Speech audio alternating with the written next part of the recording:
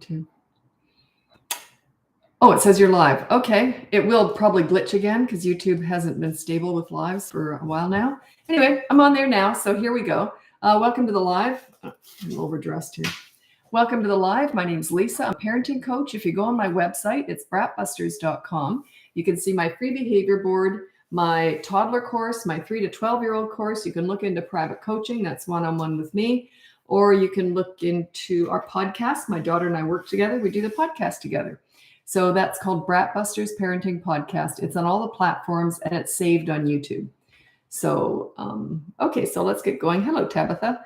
Yeah, it was hard getting on YouTube tonight. It just didn't want to work. So, I mean, hard getting on a live with YouTube. It's obviously struggling with lives. Maybe they're trying to improve it, so that's why it's glitching so much. Let's go with that. Okay, so I'm going to answer your questions. Okay, and I always go to I try to go to the most recent question because, so you might have to type in questions again because I want to make sure people are still here when I answer. Marion, Perth, Australia. I've never heard of Marion before. Oh, you're Marion. Oh, sorry. I thought that was a town, just or a suburb of Perth. Yeah, my kids were born and raised in Australia. 3-year-old likes to scream. It's all random, but a lot. I don't know what kind of screaming it is. Is it anger or just because they're just trying to get attention? Yeah, I don't know. I do have a client, or I had a client earlier this year, and I recommended that when the kids start screaming, if they're just trying to be annoying, that you put your earplugs in, make a bit of a show out of it, but don't look at them. Just go, oh, there we go again. Put your earplugs in. It might help or it might make them worse. It worked with that kid, but every kid's different, right? So it's either going to antagonize them or they're just going to go, well, this isn't working anymore. You can give it a go. Because it is more in the attitude department, just screaming. We can't really tell a 3-year-old to stop screaming unless they're doing it just screaming to get attention rather than anger. If it's in anger, you can't mention it. But if they're doing it just to get attention, you can put down just no screaming. You can give that a go on the behavior board. But yeah, I got a few different ideas. You enjoying the podcast? Great. Thanks so much for that.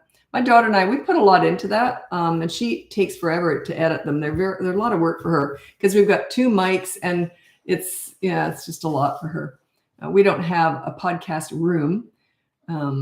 So it's quite different if you do, evidently. I don't know. We ain't no Joe Rogan show, that's for sure. But we're doing our best here. I think we've finished, we've done 70 now, 70 podcasts. We just started it 6 months ago, I want to say. Nashville. Hi, Bliss from Nashville. I never thought I'd go to Nashville. Like I'm not a country music person or anything, but I can see it being a really fun city. So I may end up there. Okay. This is Tabitha on YouTube. Had a bad tantrum for my 2-year-old today. She started hitting me, throwing herself around. And I was holding her 5-month-old sister. So I packed her into bed and kept her there until she calmed down while ignoring. I packed her into her bed. She's 2. So you put her in a crib. I stayed there with her. Is that okay? Yeah. If you've got a baby at the same time, you can't take the best advice out there, which is just physically restrain them. You got to do what you got to do sometimes. If you're holding a baby, you can't very well physically restrain a 2-year-old. So yeah, that was fine. You're doing the best you can when you got 2 little ones. Definitely easy to listen to the podcast while cleaning. I don't know why, but when I'm home, I never put my earphones on. And so I'm going from room to room, so I can never hear anything. So, but I should start. I don't listen to podcasts while I'm trying to get into them. I never know what's going on. I never know who I'm listening to. And then the next thing you know, it's in another episode of some podcast and I never know what it is. And I'll get into a murder mystery. And then that's episode 1 that I can't find episode 2. There should be a course on how to listen to podcasts. Okay. But yeah, I should start. I've got really nice headphones that I wear to the gym every day, but I should wear those at home if I want to listen to podcasts at home. What time is it here? You're in England. I'm in Vancouver and it's 7:14 here p.m. So I lived in Australia for 20 years and I'm now in Canada and where I was born here, but I was there for 20 years. My kids are born and raised there. And so it was 18 hours ahead there. That's the way I always figured it out. Daylight savings changed things a little bit. But I always figured we're 18 hours ahead. So Canada was 18 hours behind. So I would just add 6 hours and then it was yesterday. So that's how I did that for years. Now I can't do it. And I've got clients all over the world. We don't discuss time. We'll set up the first appointment. Then after that, we discuss, it'll be 3 hours later than your last appointment, exactly 6 days later. I can't discuss days and times because I get so mixed up. Okay.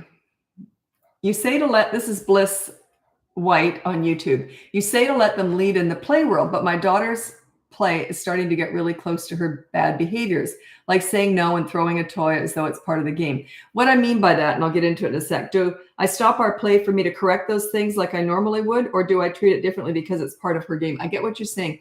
What I mean by that is you don't allow them to control the mood or the politeness, but you allow them to choose the game or to choose what you're going to do, and then they're sort of in charge of how it's played, but they can't just jump from one activity. Now we're going over here and to another activity, but it should be something in their world that they love doing and they know how to do, and they're probably better at it than you sometimes too. So yeah, but if she starts getting rude, I'd just say, oh, no, I didn't like that. And I'd get up and leave. I would.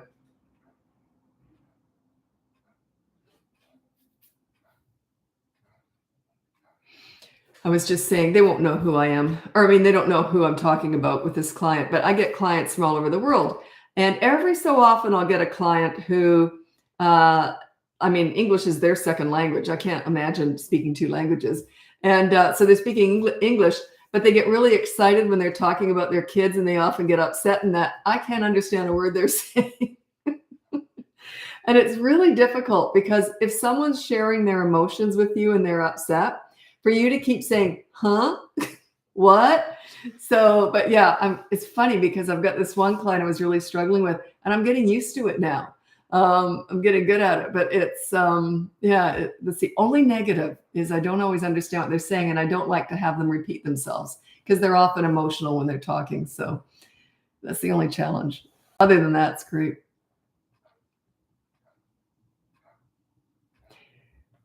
Okay, I know you say you don't like timeouts, but what about timeouts together with the parent? We do timeout with our son, but we were always sitting in the chair with him. That's the pool story. It's not timeout. It's just sit with me for a while. It's not timeout. It sort of is, I guess. But yeah, timeout to me is when you send them away on their own. But that's the pool story. Check that out. If you just Google BratBusters pool story, it'll explain that. But while you're sitting in timeout with them, you're not discussing the bad behavior. You're focusing on the good kid. The pool story explains all that. So yeah, once you've done the consequence, stop talking about it. Just, it's over. But parents want to keep discussing the bad behavior for something. And now you know you shouldn't do that. And now when you go back to play, make sure you don't hit again. Disaster. Disaster. Yeah, don't discuss bad behavior. Deal with it and move on. You deal with bad behavior, then you focus on the good kid. Where you put your energy, where you put your focus is what grows. If you're focused on stopping them from the bad behavior all the time, they're going to keep doing it. It'll become their identity.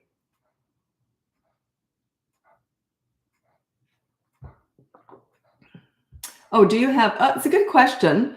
Do you have a success story that keeps you personally motivated even when dealing with difficult clients? Well, I do specialize in crisis work, like real trauma with teenagers and that. But that's not the challenge for me. The challenge is when I get a very difficult, arrogant, and if you're watching, you know who you are. We've discussed it. Some really very famous, wealthy, powerful people. And they are not my most challenging. I guess the emotions are challenging. But when I can help them who are used to being in charge and everyone sort of sucking up to them all the time, and I don't, because they pay me to get results, right? I would say I get really excited by that. The more difficult the personality of the client, if I can get the rapport and the connection going between us, I would say that's very rewarding. I like it. But I don't tell specific. I do have one story I tell in coaching, and I get permission for these stories. But yeah, I do tell one, but I don't tend to share that stuff a lot in public like this. But yeah, I like the challenging personalities of the parents and they know they're difficult. They're usually really famous, powerful people. Don't like taking direction. But that's what they hire me for. So I'm scrolling ahead to make sure you're still here when I answer questions.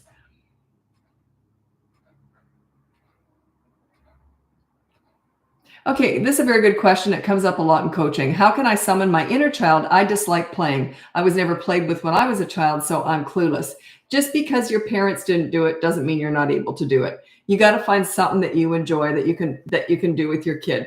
It could be oh, I know. I had a client quite a while ago, and this client didn't like play. Was not frivolous. They had a job which kind of made sense to that too. They were very serious, very scholastic. Very into learning and very serious, right? And the kids, they were struggling with the connection. They didn't enjoy all the frivolous play stuff. They thought it was a waste of time. But I've had a few clients sort of like this, but this one stands out to me. And I said, well, what do you like? I get the fact that your sense of humor isn't important to you. And I get that. But kids, their love language is fun. So we have to find something. But this particular parent was a very good storyteller and was very good at incorporating the other person into a story, like just making stories up. So that's how we connected. You can connect in a variety of different ways. Usually it's physical and silly. But as the kids get older, it can be more stuff like that. It can be music. It can be dancing. It can be exercise, doing sports with them, not just sitting on the sideline watching them. So yeah, you have to find something that you do enjoy doing with them, but it's not always easy. And sometimes you just have to fake it till you make it.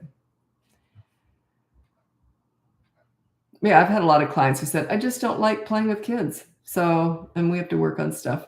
Do you like the idea of homeschooling? That would be a personal view, so I don't give that information. I don't really have a professional, well, not that I'm professional, I don't have any qualifications, but you know what I mean. As a parenting coach, I don't have an opinion on that because it's a personal choice. It's like breastfeeding for years, homeschooling, going to church, all that. That's all your choice. That's your own personal views. So yeah, if you like, and co-sleeping, that's another one. I don't have a particular view as a coach on that at all. You do what you like. If you like homeschooling, the only thing I've ever seen pretty consistently with homeschooling is the only negative is it's good if they're socialized with non-homeschool kids because homeschooling can be a really tight community. And they all socialize together. A lot of these homeschool people, they have communities within themselves. But it's important as the years go by, you want to get your kids out with other kids who are not homeschooled. Because when they go to high school, they're usually not homeschooled through high school. Usually that's when you put them out in the world. And that's a really difficult time to be thrown out in the world too. And they often really struggle socially.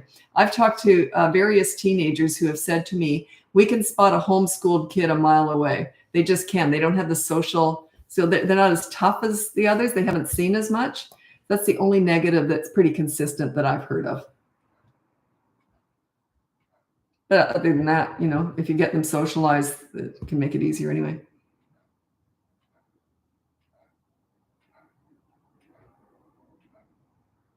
You're talking about your grandson. I only give parenting advice because if I gave advice to someone else and the parents didn't like it, then you can see my point. I only teach parenting.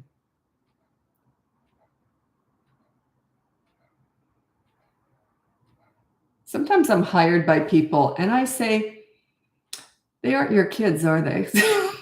They'll admit it. Maybe they babysit their nephew or something 5 days a week, but I don't take on those clients. I only take on parents.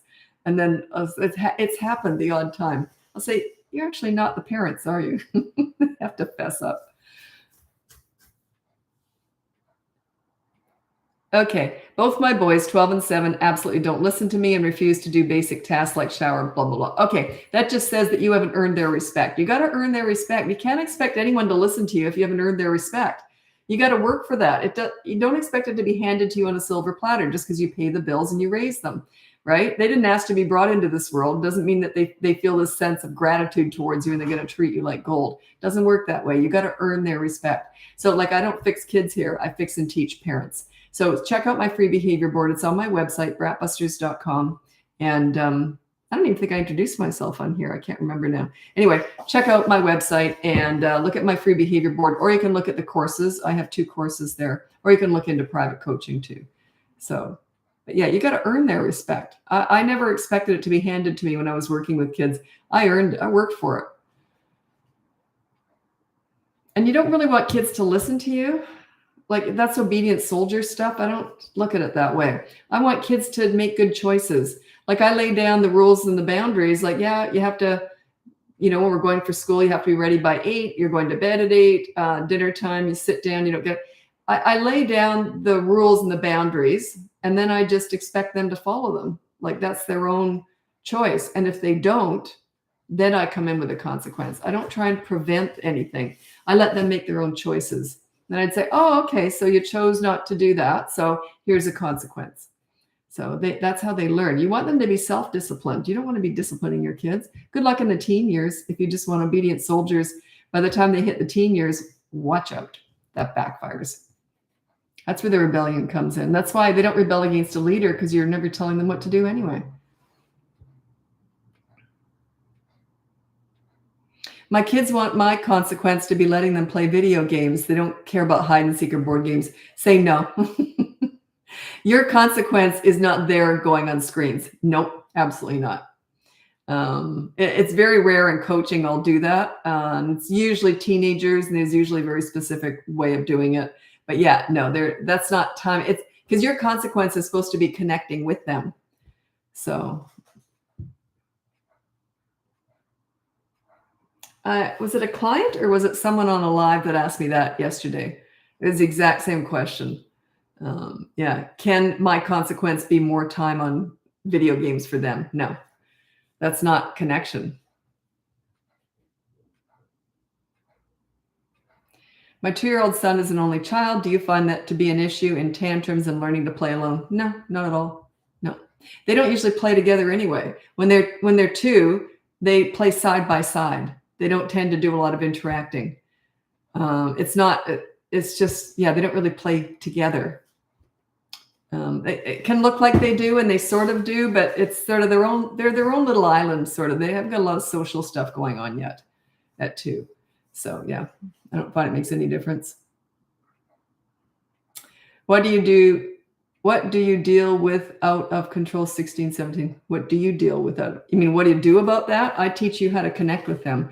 We don't deal with, teenagers are my favorite age.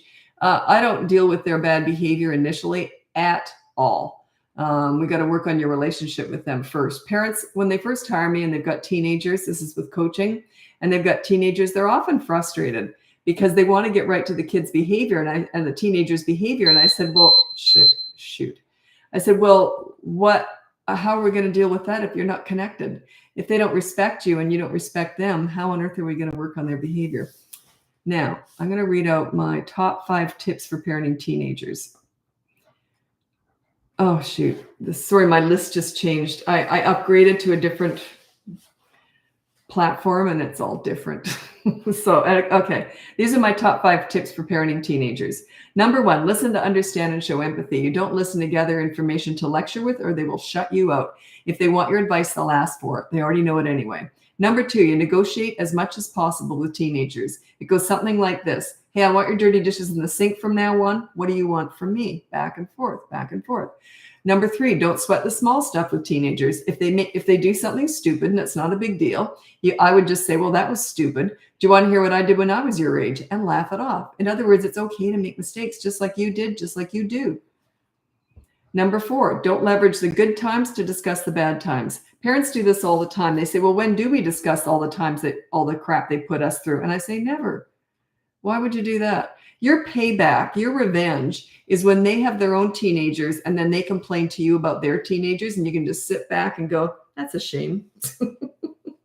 It's a slow burn, but that's the only revenge you're ever going to get. You can't discuss their bad behavior. There's no point. You deal with it, but you can't discuss it. You can be now, number 5 is you can be a right fighter or you can be happy with teenagers and adults too. You can be a right fighter or you can be happy. Even if you know you're right, what's the point in fighting when you realize that person isn't going to accept that? What's the point? So especially with teenagers, you're not always right, but you often are the right one. And they know it too, but they're going to fight tooth and nail. They'll die on any hill just to fight with you sometimes. So yeah, you can be a right fighter with the teenager or you can be happy. If you say, okay, so you were late. I asked you to come home at 11. And also I don't believe in curfews. We negotiated each time. So you said you were going to be home at 11 and you didn't get home till 11:30. It wasn't 11:30. It was 11:25. Okay. Even if they got home at 11:30, that's the kind of thing they'll fight. They'll try and find anything to fight over when they know they're wrong, and it's often a diversion away from what the point is. So yeah, just go, oh, okay. Yeah, you can't argue with that. So you can be right, better, you can be happy. Okay. Sorry, my alarm had gone. That meant I have to move over. Am I on? I'm still on Facebook, am I? I don't even know where I am. Anyway, I got to get going. I don't know where I'm going because I don't know where I am. I thought I finished up with Facebook. Anyway, I might be on Facebook, but I know I'm on YouTube the whole time. What I do is I bounce from, I'm always on YouTube when I'm doing a live, so long as it doesn't glitch. So I go, and then I bounce from Facebook to Instagram to TikTok. I don't even know where I am. So I'm going to end this now, and I'm going to go to the next one, wherever that is. So if I'm on Facebook, I'm going to Instagram. If I'm on Instagram, I'm going to TikTok. Anyway, check out my website, BratBusters.com. You can get my free behavior board, my toddler course, my 3 to 12-year-old course. You can look into private coaching with me, or you can listen to our podcast, BratBusters Parenting Podcast. It's on all the platforms, and we save them all on YouTube if you want to watch us. Yeah, I must be on Facebook. Anyway, happy parenting. Shoot. Where am I? I'll know in a second. No, I don't even know where I was. I have no idea where I was. Well, I'm going to Instagram now. Okay. Oh, God. I can be dopey sometimes. That was the Facebook Live sound. Oh, was it as I was ending? Yeah, it must be. Okay, good. So now I'm on Instagram. Yeah, I did that right. Okay, here I am. I'm on Instagram now. If I'm not on Instagram, let me know because I'm all mixed up in where I'm going. Okay, so no, I know I'm on Instagram because everyone turns up fast on here, and that's what's happening. Okay, thanks for your support. I appreciate that. We work really hard to try and put balanced content out there. But you know what's funny is, and this comes up in lives. We're in a podcast. We were talking about it. Is that we try to mix it up. But if we put out a video that says how to connect with your child, nobody looks at it. If we put down how to handle a screaming toddler, it goes viral. We don't do that a lot because that's like clickbait, and I don't want to talk about that all the time. But yeah, so we try and mix it up, but we also want views because that brings more people in. And so yeah, we do mix it up. But yeah, what I really want to talk about is the psychology and the relationship between the parent and the child. What does leadership mean as a parent? But if I was to talk about the psychology of parenting and how I view leadership, no one would look at it. So, and I get that. I get it. But yeah, we do work really hard to try and mix it up. Anyway, welcome to the live. My name is Lisa. I'm a parenting coach. If you go on my website, it's BratBusters.com. You can see my free behavior board, my toddler course, my 3 to 12-year-old course. If you're interested in working with me one-on-one, that would be coaching. Or you can look into our podcast. It's called BratBusters Parenting Podcast. My daughter and I do it together. And that's it. Let's get going. Okay, I'll do my best to answer your questions. I do mix it up, and I like to throw other stuff in, so I'm not just answering questions in order type of thing. Okay, this is Lexi Kaufman. I have 8, 6, and 3-year-old boys, and balancing discipline for all of them is hard. Any tips on parenting would be great. Yeah, just check out my free behavior board. That's the training wheels with all this stuff. The course for the 3 to 12-year-olds goes to the next level. But if you just want to start with the behavior board, you might want to check that out. And if you're doing this all on your own, just with the free behavior board and not the course, go easy. Pick an easy rule. Don't pick something that's going to be difficult. In coaching, I'll often pick something difficult because I'm there to help them through it. But yeah, pick something a battle you're pretty sure you know you can win. Like something like this. Put your shoes and jacket away within 5 minutes of arriving home. Something like that. It's not personal. It's just an action, and it happens all the time. So, but yeah, keep it simple.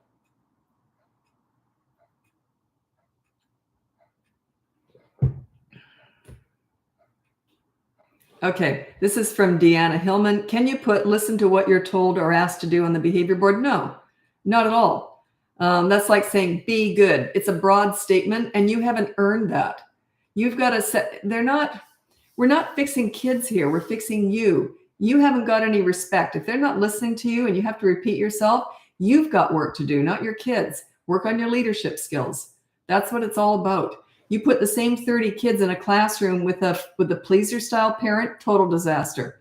You put those same 30 kids in another classroom with an authority, the old-fashioned way of parenting. They'll be good when the authority's there and watching them, but when the authority looks down or leaves the room, it can be chaos. You put those same 30 kids with a leader style, which is what I teach. They're good when you're looking at them. They're good when you look down. They're good when you leave the room. Also, when you come back, they tell you how good they've been. That's the pride. You got to earn that, though. So yeah, it just says to me that you got some work to do on yourself. It's never the kids. They're just a reflection of you. Their behavior between the ages of 3 and 12 years old is just a pure reflection of your parenting or your lack of leadership or your leadership. So you got work to do on yourself. It's funny, whenever someone takes offense to that and I say it's you, not your kids, they'll say, way to blame, and yet you're blaming your innocent little children. I always find that fascinating. I don't get a lot of that anymore, but when I first started kind of, on here a lot, and people were arguing, way to blame. Yeah, I'm trying to give you power. I'm trying to show you leaders take full responsibility. That's what I'm trying to do here. But I got a lot of hate for that. Oh, way to shame the parents. Yeah, but you're shaming your children. You'd rather do that than yourself. I find that it's fascinating. I like all the psychology. I like all the psychology behind it, because that's where I'm coming from. Everything seems easy to me because I understand kids, and I've been doing this long enough that I get it. It's like if you say to a child, let's say that they have a really good day, bad day after bad day, and then you have a good day with them. And then you say to that child, oh, you've been so good today. What a good kid. You're really good today. I'm going to give you a treat tonight. Think about this. What if your spouse said that to you? You've been really good today. I can't believe it. You've been really, really good. I'm going to give you a treat today. Think about it. Parents do that all the time. Could you imagine if your spouse said that to you? How does it make you feel? What the hell was I yesterday?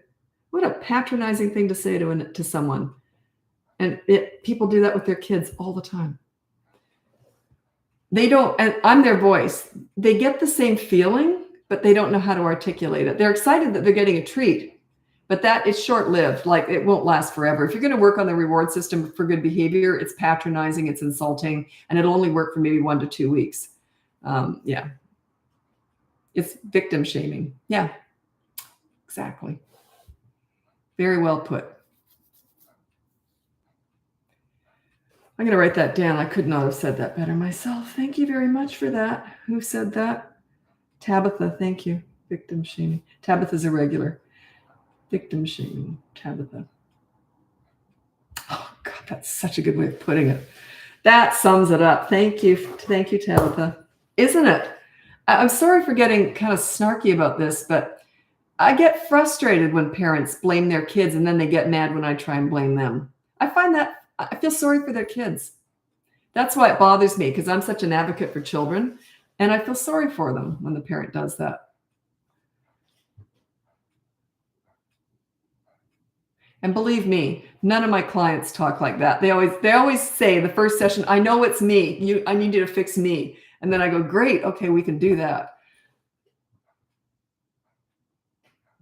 How to work with my 7-year-old who has ADHD, but also I'm working on getting my own diagnosis. ADHD is not a handicap. It's just a little bit more challenging, but it's all the same stuff. The understanding is still the same. It's just the impulse control and the focus is often more challenging, but the understanding is still the same level as people without ADHD.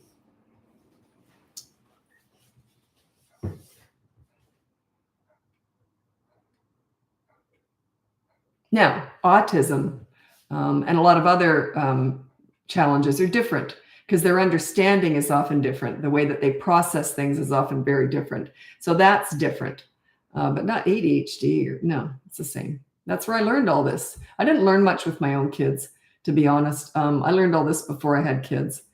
And can you give some clear examples of how to be a leader parent? Okay, well, it's a big topic, but I'll read out my top 3 leadership qualities. And this is number 1, be calm during the storm. So when you're disciplining, treat it like a business transaction. Never bring emotions into discipline. It goes something like this. Oh, you hit your sister, so here's what we're going to do. She's going to get your favorite activity for the next 20 minutes, okay? And then that's how discipline's done. And then let it go. Don't keep talking about it. Everyone wants to talk about all the bad behavior. It's just berating, bullying, shaming, blaming. It's horrible. Just deal with the bad behavior and then move on. And number 2 is be crazy during the rainbows. So the storms are the bad times. The rainbows are the good times. That's when you want to be emotional, silly, crazy, laughing. Fun is their love language. All kids love fun, play, laughter. I do too, so it works well for me. But you be crazy during the rainbows, okay? But then if they act out, I would, like, let's say, like I used to chase my kids around the house with underpants on my head whenever I was doing laundry. I called myself the panty monster. So I'd go running around. I'd put all my underpants on my head. The leg holes were the eye holes. So I'd run around chasing them. But if they didn't, but had they acted out or gotten out of control, too overexcited, I would have stopped and I would have said, we'll try again tomorrow. And I just would have taken the panties off my head. I wouldn't have discussed it. They would have known. So yeah. Be crazy during the rainbows and then calm during the storms. So that is the calm. I would have stopped, taken the underpants off my head and said, we'll try again tomorrow. That's all I would say. My kids would never have said, please, sorry, because they knew. You see, they already knew when I said something, it happened. I didn't lie. If you do empty threats, you're lying. It's a lie. So yeah, you got to follow through with what you say or what you do. Mean what you say and say what you do. Mean what you say and mean what you say and say what you mean. Yeah, that's it. Number 3, I got sidetracked. Become a great listener. This is more important from about 5 years old and up. You want to listen to understand and show empathy. You don't want to listen to gather information to lecture with, or they'll stop talking to you. And when you're a good listener, your teenagers will tell you everything. They can't help themselves because you're a safe place to land. You listen without judgment. Also, this kind of is going off topic, but a lot of parents say, well, they don't have the same values in that. Your values may not be great anyway. Like what I mean by that is they might not suit everybody. So let's say, for example, religion. I work with this, especially with teenagers. Teenagers decide they don't want to follow the religion of the parents. And the parents feel that the kids are they're kind of lost or something. You're putting your own value system and your own personal beliefs on your children. You can do that when they're really young, but when they start questioning things, open your mind. Your way is not the only way. Open your mind and listen to them. That's that closed-minded stuff that gets in the way in the teen years, especially. Like my son is a very good example of this. He got into heavy metal music, and I thought, why the heck? He was raised by, so conservative, and he's listening to this horrible heavy metal music. But you know what I did? I said, is there any of that I might like? Darned if now I'm listening to headbanging music. This is 20 years ago. This would have happened with him. And now I'm listening to headbanging music, Slipknot, NWA, at the gym. I'd be humiliated. I'm 64 years old, and I'm at the gym listening to Slipknot. I don't want anyone at the gym to know what I listen to. They probably look at me and think, oh, that old broad, she's probably listening to Michael Bublé. And I do that too. Frank Sinatra, Slipknot. I do all that. But I open my mind, and you can learn too from raising your kids. If you're not learning when you're about life, if you're not learning and enriching yourself as a result of parenting, you're missing out. You're probably not a very good listener. You're probably not paying attention to your kids. They're going to see things from a different perspective. So open your mind. They might be right. You might like what they see. Don't get stuck in your ways.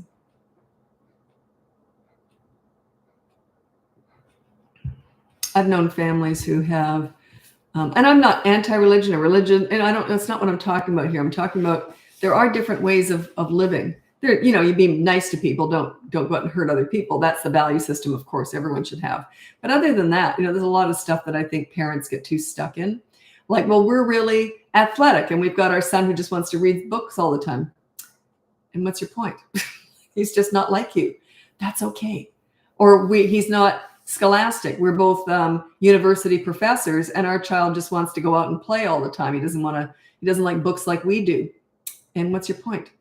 He's different from you. They're not supposed to be carbon copies of you. So that's something a lot of parents struggle with. I've actually had clients who have disowned their kids because they didn't follow their same religion. And I think, wow, huge mistake. Well, I'm being judgmental here, but so what? That means that your love is conditional, right? They're not bad people. They just don't want to go to church with you. And then I've had this happen where parents say, We've disowned them because they won't go to church with us anymore. Wow. Imagine that, eh? Yeah, their love is conditional.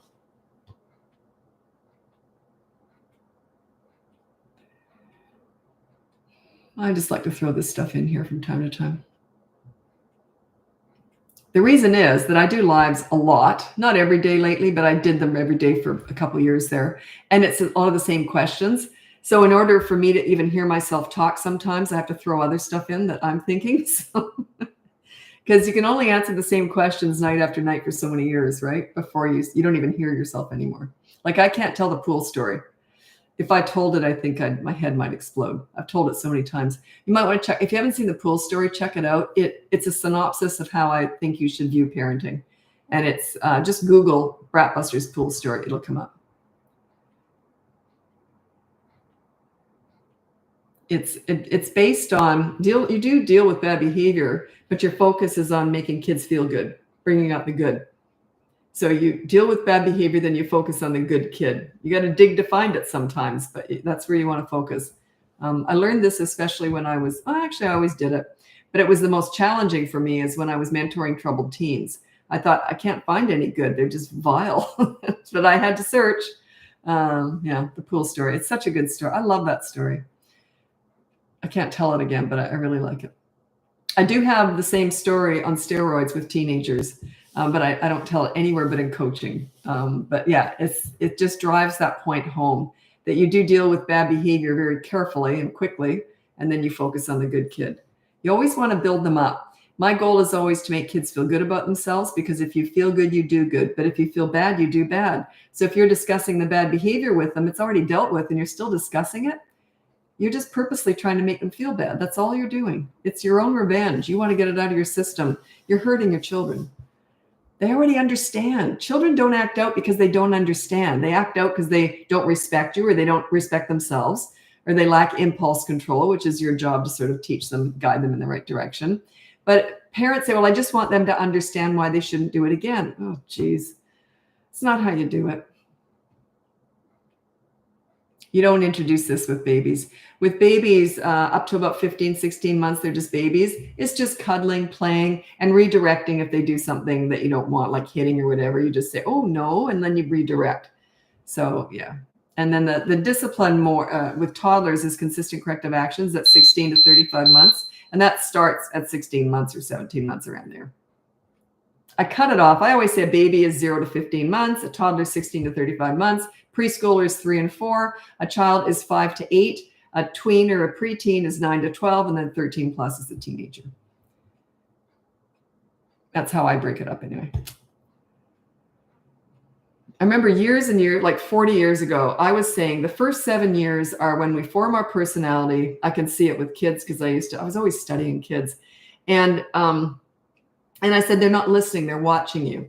So about 2 years ago, this big scientist, there was this 50-year study done, and they said the first 7 years are when you develop your personality, and it's all done through observation. It's exactly what I've been saying. You know how many professionals have been arguing with me on that one?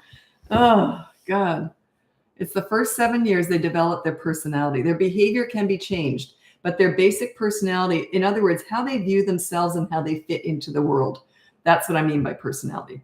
You can still work with their self-esteem and their behavior and all that stuff, but it's how they view themselves and how they fit into the world is really formed. It can be shifted and changed, yes, but it's really quite far, and it's all done through observation.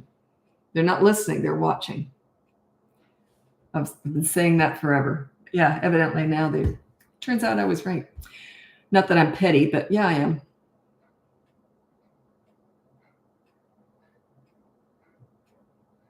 I was obsessed with figuring kids out. I remember I was 11 volunteering in daycare centers, and I treated them, I did it the same way I do it now. I haven't changed the way I treat kids. And I remember thinking, I remember thinking, oh, I remember 2. I can remember 3. Oh, I remember 6. Oh, I remember 7. And I literally would go back whenever I was working with a kid who was that age. I would literally remember how I was thinking. And so I'm always trying to put myself in their shoes. There you go.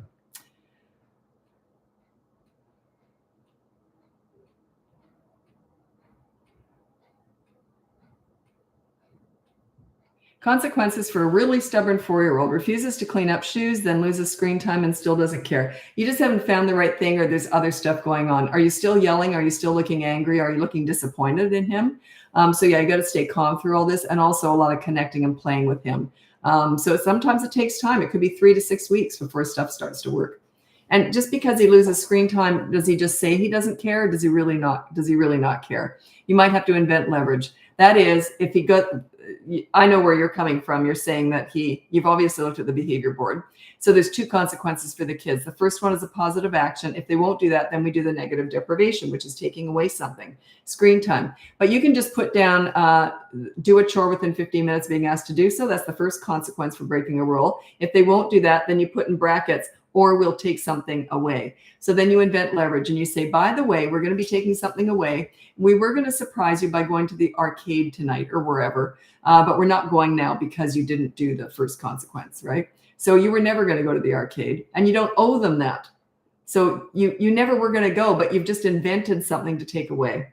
So there's always something that they would hate to miss out on. Always. It could be going up for ice cream. Lie about that. We were going to go up for ice cream tonight. You were never going to go. But if you have other kids, you have to take the other kids to that arcade, or the one parent takes the other kids there. Ooh, that one hurts. That one really hurts. It's better if they see siblings going out for donuts or whatever, or the arcade. So yeah, that's where you got to go. You got to invent leverage. I don't start with that though. It's kind of not mean, but boy, if that's all you got to do it, right? So that's why we don't start there. I think it's kind of next level, but if you got nothing else, you go there. And also, you do not owe them that. If I'm good tomorrow, then can I go? No, it was going to be just a one-off surprise. You don't owe them that. Parents get pulled into this stuff, and I don't even understand that. Why? You do not owe them that. Why on earth would you say if you're good tomorrow, you don't reward for good behavior anyway? That's a patronizing, horrible thing to do. You do not reward for good behavior. That's horrible. It's horrible. Imagine if your spouse said, you were really good today. I'm going to take you out for donuts. Ugh. It's patronizing and nasty. So yeah, you don't owe them that. Don't get pulled into that. Not fair. No, what was your choice? It was their choice. You never chose that. They did. They chose to break the rule. They chose to not do the first consequence. It was all their choice. You want to empower them. They'll eventually get it, and they'll start making good decisions. They'll feel very in control. They'll feel very responsible, because I know my kids felt like they had control. They had autonomy. They understood that life was up to them, not me. I used to say to them, if you're good, life is good. If you're bad, life ain't so good. I'll make sure of that, because that's my job. I'm your mom. So it was all up to them. I never tried to stop a kid from doing something bad. That's their job. It's none of my business. I let them do whatever they're going to do, and then I come in later with the lesson, which is the consequence. If you're nagging them, don't do that, don't do. Could you imagine? You imagine a police yelling out to you, don't you speed now, don't you speed. You better not speed. Kind of want to speed, don't you? It's an insult. It's insulting. Plus, let the person do what they're going to do, and then you come in with the ticket. I know speeding's a bit different because it's dangerous, right? But you get the idea. Don't try and micromanage your kids. Let them figure it out themselves. How do you deal with an 11-year-old who always answers back? You look in a mirror and think, what am I missing here? I have not earned their respect. You got to set yourself up as a leader, and they don't talk back to a leader. It's all you. Their talking back is just a reflection on your parenting, 100%. Yeah, they don't talk back to a leader. You ever had anyone that you look up to, like a mentor, a coach, a teacher that you liked, or a grandparent that really made you feel good and you kind of wanted to please them? Would you ever talk back to them? No. So it's like that. You got work to do on yourself. I don't teach kids. I teach parenting here. They're just a reflection of you. So like their behavior and the way they treat you is a reflection of your parenting. So work on yourself. Start with my free behavior board. It's on my website, BratBusters.com. I'm going to move over to TikTok now if you want to join me over there. If not, check out my website, BratBusters.com. You can get my free behavior board, my toddler course, my 3 to 12-year-old course. You can look into one-on-one coaching with me. I've got a wait list, but I'm getting through it now. I shut it down for a couple months there. I was just booked solid. But now I'm starting to get new clients again. I didn't have new clients for months there because the same ones kept rehiring me. So now I've actually got all these new clients. It's exciting, meeting all these different people. So anyway, that, or else you can look into the podcast. And that is called BratBusters Parenting Podcast.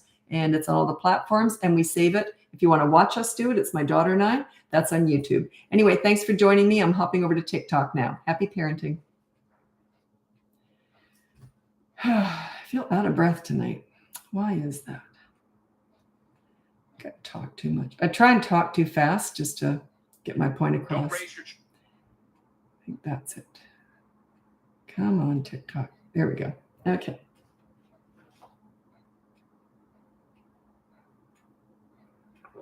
Oh, YouTube was glitching, was it, Tabitha? Yeah. YouTube obviously isn't set up for lives, but because they do glitch a lot. Because YouTube isn't a social media platform. It's just different. It's a search engine. It's not where you go to chat to people and connect with them. It's where you go to watch videos. I love YouTube.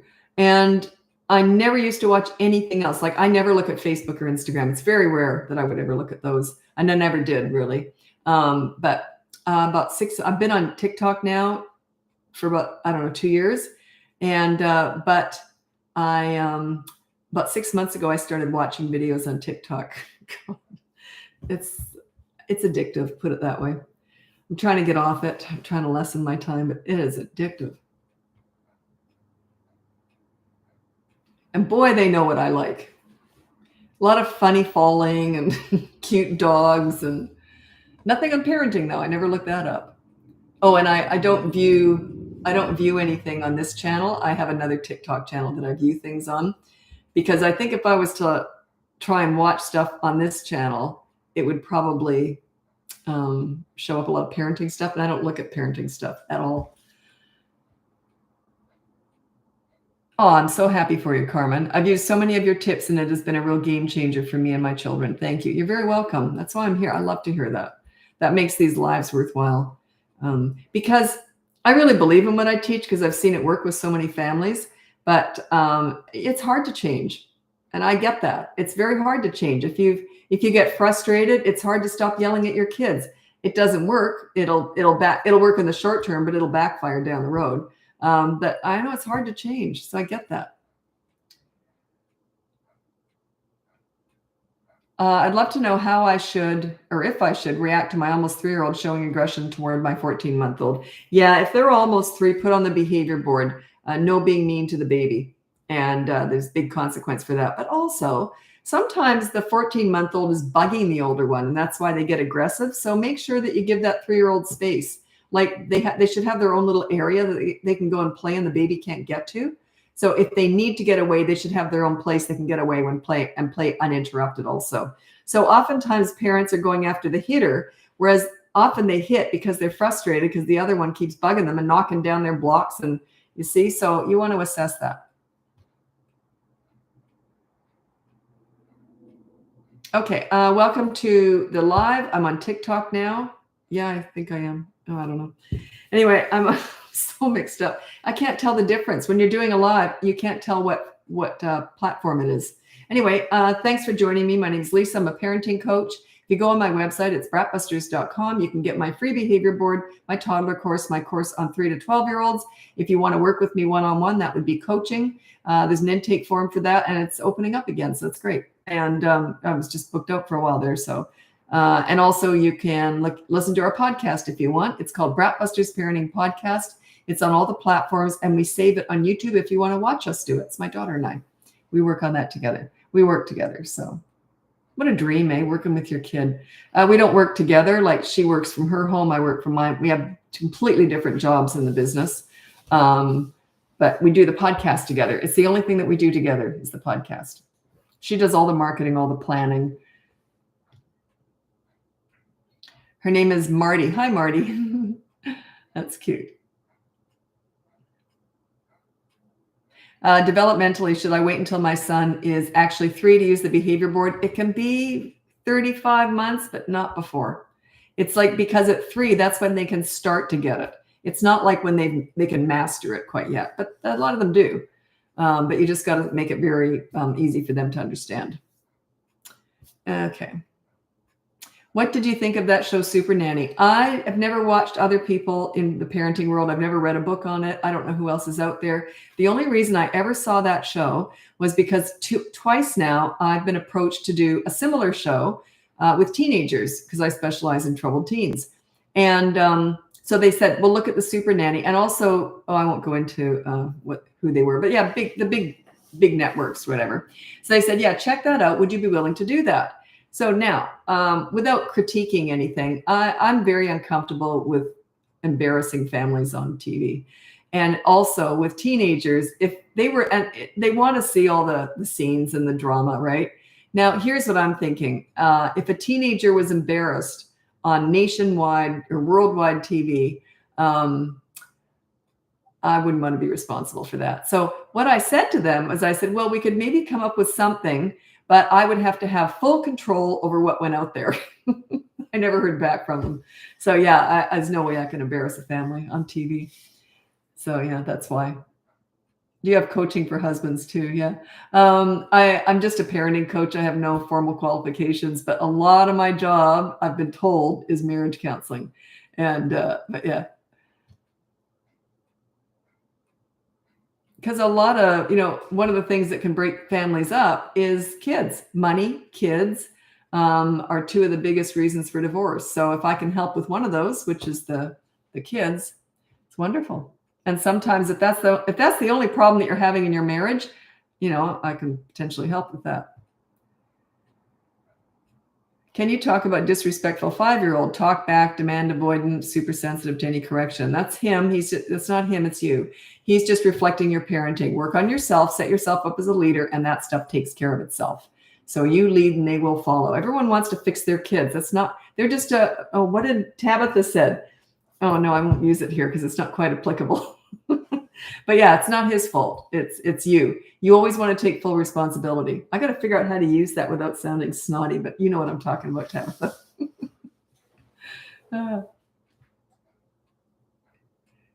It's when I'm on a rant and I'm talking about that, that's when it'll come out. Or when I get some pushback on that. It's never the kid. When I was working with kids, they were someone else's kid, and I only had them for about an hour a week. And these are troubled teens too. If they acted out with me I was like a behavioral mentor. If they acted out with me, I always thought, what am I missing here? What am I missing here? I always looked in a mirror, because that's what a leader does. A leader takes responsibility for children and teenagers when you're with them. That's what you do. You take full responsibility for their behavior. So if your kid's talking back, you go, ooh, what am I missing here? Tabitha, what did you say? Oh, if you were on, I think that was Facebook that came up, and on YouTube also. Caesar Milan. Yeah, what's funny is I love that show, The Dog Whisperer. I don't know if he's still going, whatever. But anyway, it was fantastic. I had so much respect for him. I always felt that he did with dogs what I do with kids, is their language, how to treat them so that they feel good. You're not beating them down kind of thing. It's more just understanding them. Anyway, I am lousy with dogs. Lousy. They walk all over me. I spoil them rotten. I do everything wrong. So yeah, I'm lousy with dogs. Kids are easy for me, but dogs, God, no. Terrible. Okay, I'm fine. Take full responsibility, but I clearly don't know what I'm doing wrong. Check out my free behavior board. It has a toddler section on there also. It's a mini course. Check it out and you'll see where to get started. It's the training wheels with all this stuff. But I will read out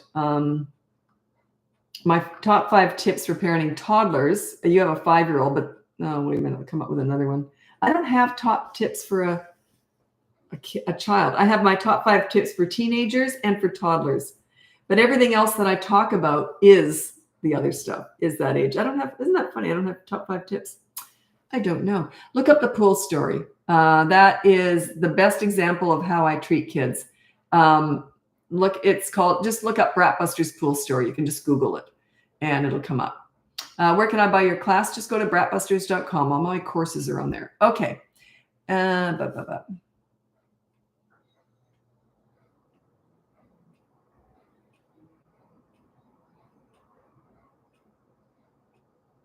What sleep training, if any, do you recommend? Well, I don't really discuss sleep training with babies. I'll discuss what I did with my own kids, though, in a second. But if they're between the ages of about 2 and 8, I have what I call bedtime battles. And it's a whole system, a whole process. I have lots of videos on that if you just want to look at it for free. If you want to pay for the course, it'll be in there. Both courses has bedtime battles. Yeah, you might want to check that out, or just look up BratBusters bedtime battles. But sleep training, I'm assuming when you refer to sleep training, it's usually with a baby. And the reason I don't like talking about this so much, the baby stuff, is a lot of it is medical. And I don't know if maybe your baby's sick in the middle of the night and you see, so yeah, it's always kind of awkward for me when I talk about sleep training a baby. But I'll tell you what I did with my kids. They were healthy. They weren't sick or anything. So they were getting up in the middle of the night to breastfeed, but they weren't even breastfeeding at this point. They were just chatting to me, and they were like 10 months old, I think, when I did this. And I thought, oh, it's time to sleep train. So what I did was I just got up in the middle of the night and I said, you're all right. I patted them on the back. I didn't get them up. And then I just did I even change them? I don't even think I changed their diaper. Anyway, so you're okay. And then I'd leave the room and shut the door, and they'd start crying. I'd sat outside the bedroom door crying into a pillow so they couldn't hear me. And I think I did it let them cry for 1 minute. Then I went in, you're all right. Then I came out again, 2 minutes, did it again. And I trained them both that way in one night. And they maybe got up very briefly after that, but so I would go in, I'd add a minute to it each time. And I'd go in and I wouldn't get them up. They were standing up, hanging onto the crib. I'd lay them back down, pat them on the back, and I'd just say, you're okay, very quietly. And then I'd leave the room. Ugh, it was torture. Way worse on me than them, I'm sure. It was horrible. So I don't like talking about it just because I hated doing it. I hated it. Because I really baby babies. Like if a baby cries, I pick them up. So it went against my whole theory with babies. Yeah, I was just talking about this yesterday, I think. I was just going on about how if a baby cries, I pick them up. Can you really spoil a baby with love? And that is all they've really got. Like you can't play with them as much. You can't talk to them much. They're about affection, love. So that is their need. They need a lot of that. But I just pick up crying babies. But that's what was so hard for me to do that. But I did it. Ugh. I was a better mom during the day for having a better sleep. So I figured it was better for all of us. How do I handle rage, screaming, tantrums? My kid is 3. Yeah, a tantrum is not bad behavior. And a tantrum is not really big emotions and big feelings. It's a loss of emotional control, not getting their own way. It's all anger-based. That's why we ignore it. When they're having a tantrum, you just look like you're filing your nails, but you don't go on your phone. You don't get into a conversation with someone. You look like you're waiting for that tantrum to finish. Don't look at them or talk to them. You're just like waiting. You might be doing the dishes, but you're nearby. You don't leave them alone. Anyway, as soon as they're done, you go, oh, you all done? Do you want to go read a book? No, I hate you. Okay, never mind. So you try and connect. They're 3 years old. Once they really calm down, they'll usually want to read a book. But yeah, you just ignore the crazy and reward the calm. They will eventually learn to stop doing what they get ignored while they're doing it, and they'll lean into what does get attention because they're doing it for attention. Very few kids would ever have a tantrum all by themselves. It's just to get attention. It's to change your mind. So if you've said no, they're mad and they're trying to change it into a yes, or they just want to let you know. But if it doesn't bother you, they're going to stop doing it. It's your reaction that fuels it. If you look at them or talk to them, it's attention. Any attention is fertilizing that tantrum. How do you handle tantrum in a grocery store? In my toddler course, I have a whole section on that. But yeah, you just got to get through it. Because grocery shopping, you can't usually abandon it and leave. You just got to get through it. Usually if you live in the suburbs, there's usually going to be a kid in there having a tantrum throughout the day at least once or 20 times. So yeah, you just got to ignore it. But what I did with my kids to try and help, because grocery shopping is really boring. And so I always had a goodie bag, and they had to sit up in that cart. There's no way I'd set them free. They were sitting up in that cart every single time, and they had the goodie bag, and I changed it every single day or every single time we went out. I just grabbed all the cheap stuff that I had on top of the basket in the fridge. That was the goodie bag fillers. And then I also would give them a drink and a little snack. And then we would be talking too. Like it might be stuff to color with or just whatever. Just new little junky toys that they don't usually see it. So they only see it in the goodie bag when you're grocery shopping. So they had something to do. Also, never let them help, because they don't understand why they can help with the toilet paper or the Kleenex, but they can't help with the pickle jar or the eggs. They don't understand the exceptions. So you're setting them up for failure. Like I see this, whenever I see someone giving their toddler, and I can usually tell when it's a more fiery toddler. I've actually followed them around just to prove my point here. So I'll see them in maybe the tissue aisle or something, and okay, here you go. And they'll throw the Kleenex in the back, and then they go to the pickle aisle and they have a tantrum because the mom won't give them the pickle jar. They don't understand. You set them up for failure. That was your fault, not theirs. So yeah, you got to understand them too. So yeah, my kids knew when we went grocery shopping, they didn't even question it. They knew you sit up in the seat and you get the goodie bag. You're not helping. You're not getting any treats at the checkout either. See, they just understood that. Advice for nonverbal on toilet training. Well, I have a whole system for toilet training. You'd have to buy one of the courses to get that because it's a whole procedure. But they don't talk during it anyway, so it's you explaining it, and it's so they don't need to be verbal to know how to learn how to potty train.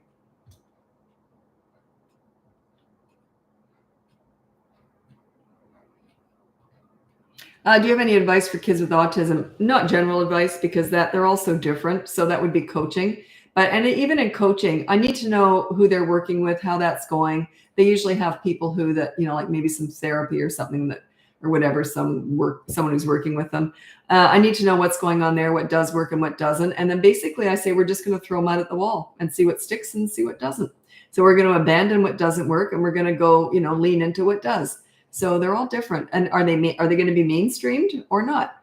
If they're going to be mainstreamed, that's different too. So yeah. That would be coaching, though. I can't give any general advice.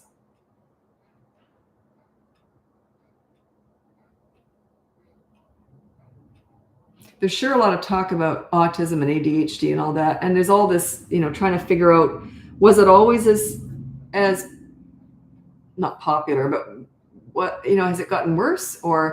But I can remember growing up, there were definitely some kids who, I was born in 1960. So this stuff just wasn't diagnosed back then. They didn't know. But there was definitely some kids I grew up with. We knew that they were different. We knew, and looking back, I can remember the ones that had ADHD, the ones who had autism. So yeah, I think it was always there. We're just more aware of it now. And I do think that potentially ADHD, doctors have said it's potentially overdiagnosed. But autism, not so much. It's a much quicker procedure to diagnose ADHD. Autism takes longer. It's a more in-depth procedure. From what I've heard, I'm not a doctor, so I don't know. But this is just what doctors have told me because some of my clients are doctors, so they'll tell me.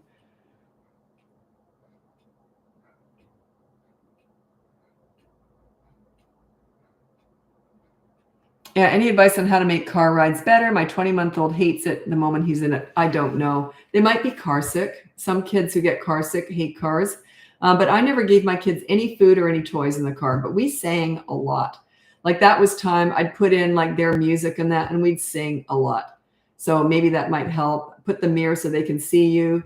But yeah, maybe try playing games. They're only how old? Oh shoot, I lost they were little, I think. Just a 2. Oh shoot, I lost the time. I mean the age. Yeah, some kids just always hate the car. So I can't help you. My daughter from day one, she was a newborn, and it turns out she did end up getting car sick later on. So she was, as a newborn, she got car sick. We didn't know it. But why does she cry as soon as she goes in the car? Because she was car sick. She only threw up once in the car. So that's why I didn't know. I thought, why is she crying? But yeah, she sort of outgrew that a bit.